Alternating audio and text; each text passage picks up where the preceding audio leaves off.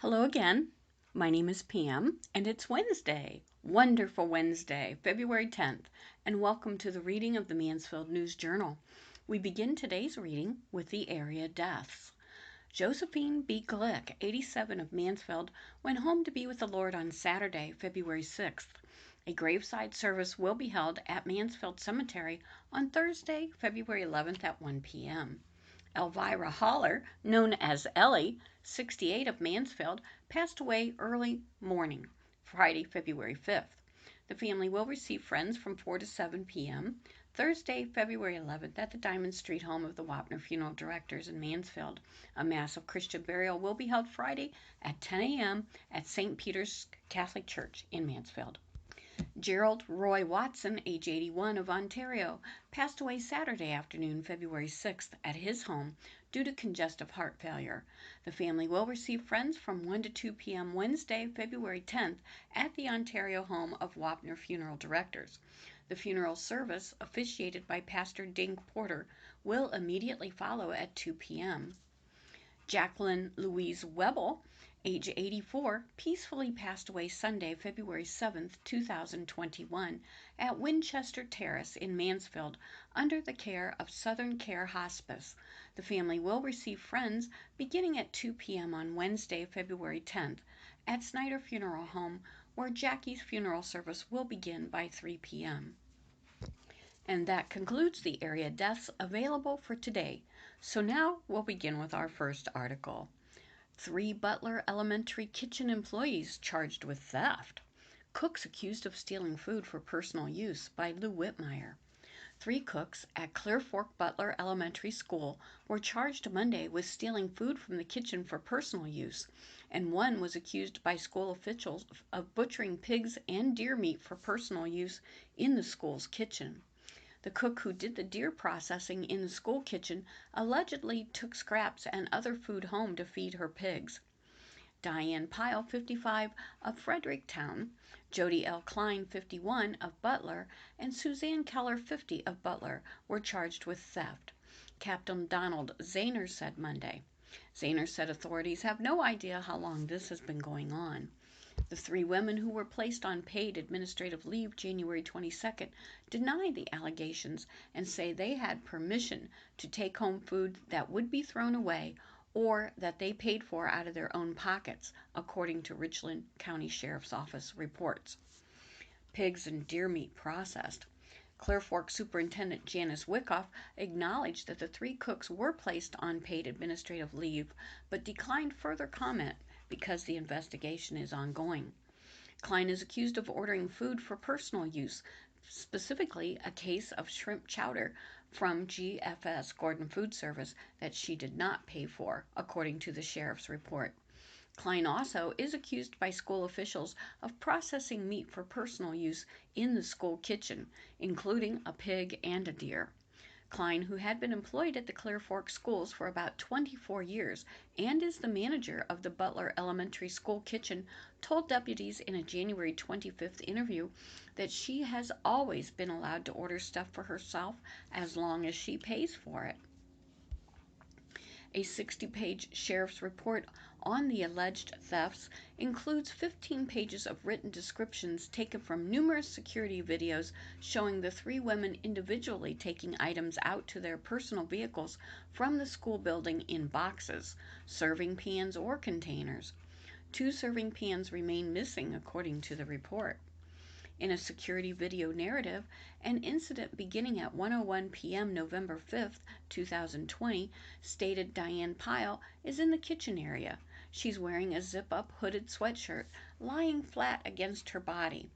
3 minutes later, at 1:04 p.m., Diane keeps looking towards the back door, goes into the storage room, and I can see her moving things. She is out of screen shot. When she emerges from the storage room, it appears she has something either in her sweatshirt pockets or under the front of her sweatshirt. Obvious bulge. She continues to walk in and out of the storage area and kitchen area until she leaves at 1:16 p.m., according to the sheriff's report. Food was deemed wasted. Klein did not deny she took items home, but told deputies the purpose for taking the food home was to feed her pigs and that the food taken was deemed wasted. She told deputies that when food was deemed wasted, it meant that it might have been burnt, expired, not able to be reheated, or otherwise would be thrown out. When questioned by deputies about the school policy in which she was allowed to take food home, Klein said her previous boss, who left 3 or 4 years ago, advised her that she could take the food home. Klein said she did process cooked bacon ends through the equipment at work. She said that she cleaned up after herself and made sure there were no health issues and had not done it before prepping food for the students. Pyle was interviewed by deputies on January 25th, and she said she did not take any items home that she was not allowed to, and that she had always had permission from her supervisor, in this case meaning Klein, according to the sheriff's report. Pyle said she had taken salad home that the staff could not repackage, and that she had permission from her supervisor to take it home. The deputy said kitchen production sheets showed that food was missing. Pyle said it has always been that when Klein said the food is considered wasted, they were to put the wasted food into buckets and Klein would take it home to feed her animals, according to the report. She said Klein takes wasted food home every other day. Video footage of the 3 women showed most of the food being taken from the building was not in buckets, according to the report. Daughter likes burnt food. Keller was interviewed by deputies on January 26th. She worked as a Clear Fork cafeteria cashier and also drove a bus for the school district for about 15 years. Keller was asked by deputies if she took any food home for personal use, and she said she did. An example Keller gave was burnt pizza. It could not be served again, and she would give it to her daughter because her daughter liked burnt food, according to the sheriff's office report. She also insisted that the food would otherwise be thrown into the trash. She said years ago she ordered food before for personal use from GFS. She told deputies that the process was to write down items and money owed in a notebook, and they would have to pay for it by the end of the year. Deputies during their interview showed Keller specific examples of food on production sheets and videos showing her taking food from the building into her car. She did not deny taking the food in the examples, but claimed it was wasted food or going into the dumpster, or that the students were not going to eat it, according to the report. Deputies spoke to the district's former director of food services, Kelly Stanford, who said employees were allowed to take food home if it was food that students would otherwise throw away after they were finished with their meals. He said Klein would have the students discard the food into buckets instead of throwing it into trash. Stanford also told deputies employees were able to order items from GFS but had to pay the fair market value of the purchased items. Stanford said there was no policy in place about food being considered wasted and reserved, nor was there a written policy as to what point food is considered wasted. Stanford said there was no written documentation for how many servings were wasted and what was to be done with them. Superintendent Wyckoff told deputies she never gave permission to anyone to take food home, nor did she give permission to allow employees to buy bulk orders of food from GFS. Did not give permission. Wyckoff stated in the sheriff's report confirming her memo of February 2012 that she absolutely did not give permission to Klein to process meat in the elementary school kitchen. The superintendent also provided deputies with a photograph she received about 3 years ago from Butler principal Libby Nicoli of Klein's truck parked behind the old Butler Elementary School before it was torn down, and what appeared to be multiple deer carcasses in the back of the truck. The deputy told Wyckoff she would have an opportunity to contact Richland Public Health about the incident. Security video given to law enforcement showed Klein, who runs a deer processing business from her home, taking what appears to be meat into the school building last month, going towards the area of a meat grinder, and then later exiting with a container last month, according to Butler Police Department report. Jennifer Stollard, Director of Food Services for the district, said in an email to a deputy that the employees' stories don't add up. Diane is seen on video taking items from the freezer when Jody isn't present. Items in the freezer are not expired, and if things are expired, why is she hiding things in her coat from the storeroom? Stollard said. Perfect bananas. Jody is seen on camera taking home perfect bananas. She is seen taking a large stack of baggies, not expired or burnt, Stollard further told the deputy in the email. Are they burning food 3 times a week? And they have been doing the job for over 15 years, Stollard said in an email to the deputy. Everything we have documented started on 8/31. We started school on 8/31 and did not miss any days until we went on break on November 24th. Nothing should have been expired during that time. The soup was brand new and was never paid for, Stollard said in the email. Health officials warn the public, be aware of hypothermia, by Lou Whitmire. The director of the Harker Street Warming Center has seen homeless people who have suffered from hypothermia. Angie Henke, whose nonprofit organization, Reaching Out Ministries, assists the homeless, she said she has seen people come to her warming center to get out of the cold with hypothermia and frostbite. The National Weather Service is warning that temperatures are expected to drop as low as 3 degrees in the coming days. It's sad when they are mentally ill and challenged. They don't know that it's cold and you need to get inside, she said Friday. Henke said fortunately, she hasn't seen anyone this winter yet suffering from hypothermia or frostbite, but said the super cold temperatures are coming now. We had one who lost his ear because of it, and another guy was not sure if he was going to lose his thumb. It was all black, he said. She said yet another homeless man was in a hospital for 3 days trying to get his temperature back up. Henke said the warming shelter at 356 Harker Street was closed to full on Friday, but added, I'd definitely not leave anyone in the cold.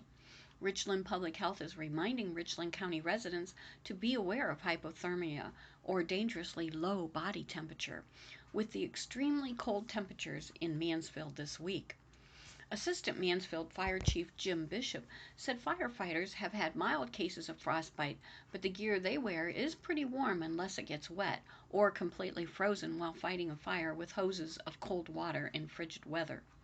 We leave the trucks running so if we're really cold we can get inside to get warm, but we just do our jobs, he said.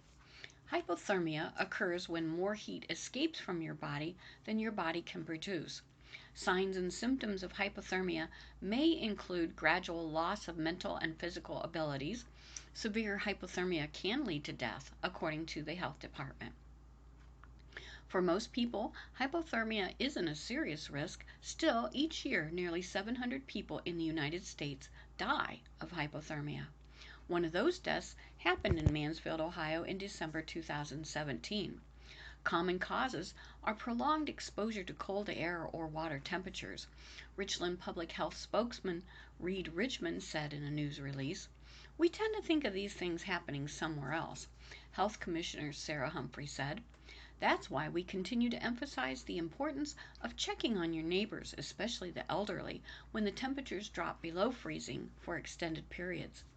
When you're outdoors enjoying such activities as camping, hunting, ice fishing, and skiing, be aware of weather conditions and if you or others with you are wet and cold. If you get cold and wet, move indoors and get warm and dry early before you develop hypothermia. Hypothermia usually occurs gradually. Often people aren't aware that they need help, much less medical attention. Common signs to look for are shivering, which is your body's attempt to generate heat through muscle activity, and the umbles, stumbles, mumbles, fumbles, grumbles. These behaviors may be a result of changes in consciousness and motor coordination caused by the hypothermia. Other hypothermia symptoms may include slurred speech, abnormally slow rate of breathing, cold, pale skin, fatigue, lethargy, or apathy. Persons exhibiting these symptoms need medical attention immediately, according to Richland Public Health. Children are at greater risk for hypothermia than adults. Children lose heat more rapidly through their skin than adults, and hypothermia in children can occur in temperatures as high as 40 degrees. This is especially true if clothing is wet or the weather is windy. Senior citizens may be at risk due to normal age-related changes that can make it harder to feel when they're getting cold. Medical conditions and certain prescription medications can affect body heat or reduce blood flow, putting seniors at greater risk for hypothermia. Even some over-the-counter medications, such as cold remedies, can cause problems.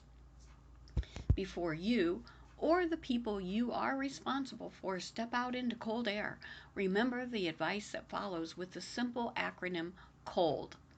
Stands for cover, overexertion, layers, and dry. Cover. Wear a hat or other protection covering to prevent body heat from escaping your head, face, and neck. Cover your hands with mittens instead of gloves. Mittens are more effective than gloves are because mittens keep your fingers in closer contact with one another. Overexertion. Avoid activities that would cause you to sweat a lot. The combination of wet clothing and cold weather can give you chills. Layers. Wear loose-fitting, layered, lightweight clothing. Outer clothing made of tightly woven water-repellent material is best for wind protection. Wool, silk, or polypropylene inner layers hold more body heat than cotton does. Dry. Stay as dry as possible. In the winter, pay special attention to places where snow can enter, such as in loose mittens or snow boots. Recognizing hypothermia. Warning signs of hypothermia adults: shivering, exhaustion, confusion, fumbling hands, memory loss, slurred speech, and drowsiness. In infants, bright red, cold skin, very low energy. If you notice any of these signs, take the person's temperature. If it is below 95, the situation is an emergency. Get medical attention immediately. Up next, Mancy death being investigated as an apparent suicide. A 22-year-old Mansfield Correctional Institution inmate's death Saturday night is being investigated as an apparent suicide. Joellen Smith, spokesman for the Ohio Department of Rehabilitation and Corrections, confirmed on Monday.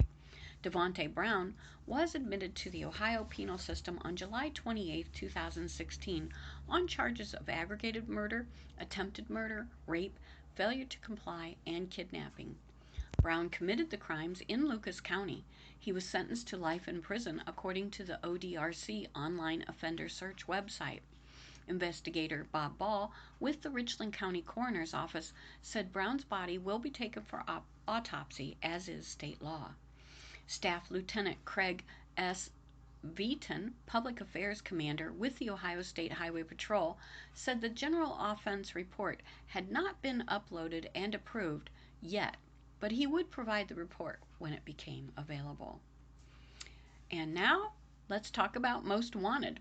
One of the fugitives in this week's edition of Most Wanted has 2 probation violations. Gary Murphy, 57, has original charges of larceny and child neglect. He has ties to Lowell and Bucyrus. Murphy's 6 feet tall and weighs 232 pounds. He has gray hair and blue eyes. Jason Harris, 40, is wanted on a domestic violence charge. He may be armed. Harris has ties to Shelby, Mansfield, and Crestline. He's 5'10", 210 pounds. Harris has black hair and brown eyes. Jason Smith, 35, is being sought on a probation violation. His original charge was violating a protection order. Smith is 5'10" and 188 pounds. He has brown hair and brown eyes. Charles McCarty II, 45, is wanted on a tampering with evidence charge. He has ties to Ashland and Mansfield. McCarty is 6 feet and 175 pounds. He has blonde hair and blue eyes. Anyone with information on the whereabouts of any of the fugitives is asked to call the Richland County Division of the Northern Ohio Violent Fugitive Task Force at 419-774-3565 or 866-4-WANTED. People also can text the keyword WANTED and send a tip to 847-411 or go to a link at usmarshals.gov/district/OVW OH-N/fugitives. Reward money is available, but tipsters also can remain anonymous. You should know that Park National Bank on West Cook Road was robbed by Monroe Trombley. Park National Bank's branch at 460 West Cook Road was hit by a robbery just before closing time Friday. According to a Mansfield police report, $1,827 was stolen from the bank. The robbery was reported at 5:45 p.m., according to police. Mansfield police detectives collected taped statements, fingerprints were lifted from a counter, and photographs were taken of the scene. Information concerning possible suspects was not available Sunday afternoon. And now, meet your neighbor, Gallion muralist Mo Taylor, by Zach Tugel. This is the first article in a new weekly series featuring local people of interest. In Gallion, a menacing tiger had crashed through the wall to roar at the crowd when Melissa Mo Taylor walked up and petted the beast. She wasn't afraid of the creature because she had painted it on the wall of the Tiger Den skate rink in Gallion earlier last year. I had always wanted to paint something crashing through a wall, the mural artist said. Taylor has quickly become a celebrity over the years since her humble beginnings in southern Richland County. My dad was a Grace Brethren pastor, she said. He was also a pharmacist who worked at Hirsch Drug Store in Belleville. The young artist attended Mansfield Christian, but was allowed to take art classes at what was then Malabar High School in Mansfield. She then went on to Pittsburgh Art Institute. My degree was commercial art, Taylor said. Although she was talented, the young artist didn't find too many gigs immediately after college. Most of her work then was painting doors and bathrooms in her parents' house. But suddenly, people began to notice her abilities and trusted her with projects throughout Ohio. She painted a mural in a restaurant in Columbus, a dentist's house, and even in the home of the owner of Beulah Park. She was later paid to paint murals in houses in Cincinnati and New York. If I made any money ever, it was with murals, Taylor said. She painted across the country, including a job in Orlando. That trip was special since the owners of the facility flew her husband Mike down to visit her. The artist also has entered many contests over the years. She remembers one very distinctly. She made a painting of what looked like a pin board with photos and notes tacked into it. It looked very realistic. The judges weren't even going to judge it, Taylor said. They thought it was a corkboard. Through the years, her work was always done inside. I'd always stayed away from outside stuff, she admitted. Her concern was treating the walls properly to ensure the murals would last for decades. But then she became introduced to muralist Eric Grow, who is famous locally for his work in Bucyrus and Gallion. She was familiar with the man's art and went to visit one of his job sites to see his painting in action. Their meeting was somewhat comical. I said, "Are you Eric?" she recalls, and he said, "Well, I don't know, that depends." Taylor ended up helping Grow with the mural in Bucyrus's new art park. The experience reminded Taylor of the times she had painted murals for theatrical performances, mostly at Gallion Community Theater. I knew I could go big, which transferred to murals, she said. Now she's done several outside pieces, including a mural at Gallion Splash Park. She also recently repaired Grow's famous Great American Crossroads mural in Bucyrus after the piece was damaged by a crack in the building's wall. That project was a little stressful, considering she was giving Grow updates along the way. The artist is still alive, worrying that you're going to ruin his mural, Taylor said. But sitting next to her tiger, the local muralist remembers a few funny stories as well. Like the day she finished a mural inside a veterinarian's office at 1 a.m. and was writing a bill for the staff to read the next morning. Just when she was about to finish, someone started trying to pry open the front door. She turned off the light, and the would-be robber turned off their flashlight and ran away. "I wrote in the bill," she said with a laugh, "that I charge more for stopping burglars." Fortunately, that's a skill she only had to use once. To see more of Taylor's work, visit her online at melissataylor.crevado, crevado.com. Our next article, Kroger will pay workers $100 to get vaccinated against COVID-19 by Alexander Coolidge. Kroger said Friday it will pay its employees a one-time $100 payment to get vaccinated for COVID-19. The Cincinnati-based supermarket chain said the payment will be given to all associates who receive the full manufacturer's recommended doses of the COVID-19 vaccine. They must present appropriate proof to their human resources representative, the company said. Kroger said workers who can't get the vaccine due to medical or religious reasons can also get the $100 extra if they complete an educational health and safety course. We encourage our associates to receive the COVID-19 vaccine as it becomes available to them to optimize their well-being as well as the communities, said Tim Massa, Kroger's chief people officer. Separately, Kroger announced an additional $100 bonus in the form of a store credit that will be loaded to employees' loyalty cards on February 11th. Workers will also get 1,000 fuel points. The bonus is for hourly frontline grocery, supply chain, manufacturing, pharmacy, and call center workers. The union representing Kroger's associates, the United Food and Commercial Workers International, said Friday the payments were appreciated, but fell short of the hazard pay Kroger and other grocers offered for several weeks early in the pandemic. Kroger halted the regular bonus pay in June.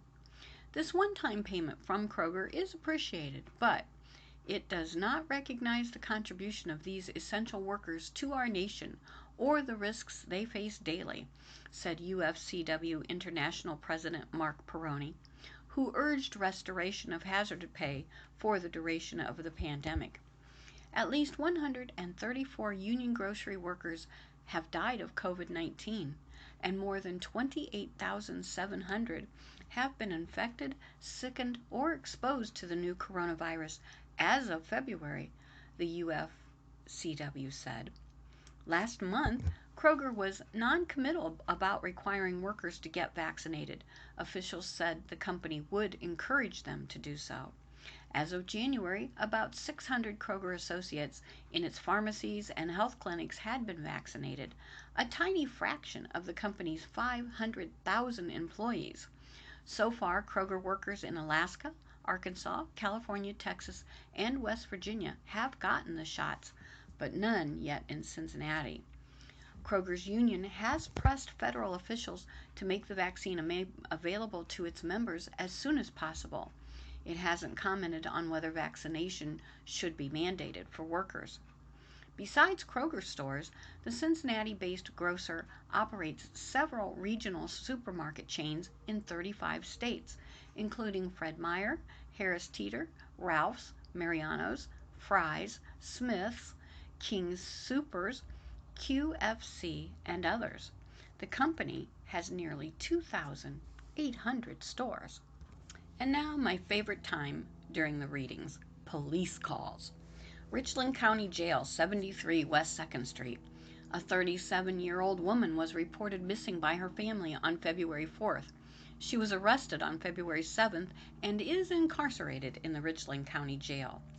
The 600 block of West 4th Street. A 64-year-old man reported that his adult daughter's windows to her vehicle were broken by someone she knows. The 2100 block of Bennington Drive.